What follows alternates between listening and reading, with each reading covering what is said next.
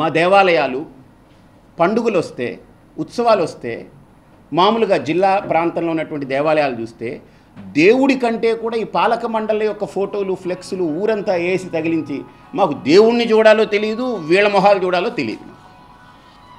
అవసరం ఏమిటి? ఇప్పుడు దేవుడు మాకు ప్రధానం. వీళ్ళేముంది, ఇప్పుడు 5 ఏళ్ళు ఉంటారు, తర్వాత 5 ఏళ్ళు ఇంకొకళ్ళు వస్తారు, లేకపోతే వీళ్ళే ఉండొచ్చు, లేకపోతే ఇదంతా కాలపరిమితితో కూడి. దేవుడు శాశ్వతం. మనం ఏం చేస్తున్నామని అంటే దేవుడిని ఎంత తక్కువ పెట్టి చుట్టూతా వీళ్ళు పెద్ద పెద్ద తలకాయలు పెద్ద పెద్దది వేసేసి వీళ్ళందరూ ఊరంతా వేసి నింపుతున్నారు, ఫ్లెక్స్లు వేసి. ఇది అవసరం అంటారా?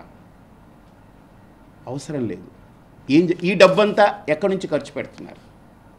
ఇప్పుడు వీళ్ళ ఫోటోలు వేసుకునేదానికి ఫ్లెక్స్ల మీద ఎవరి డబ్బు ఖర్చు పెడుతున్నారంటే సామాన్యంగా భక్తులు గుడికి వెళ్ళి 10 రూపాయలో రూపాయో లేకపోతే పావలానో వేసేవాడు కూడా ఉన్నాడు. భక్తుడు పావల ₹1 వేసేవాళ్ళు కూడా ఉన్నారు.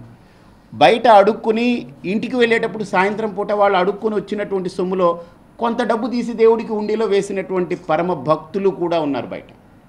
మరి వాళ్ళ డబ్బులంతా తీసి మన ప్రచారానికి వాడుకోవడం ఎంతవరకు సబబు?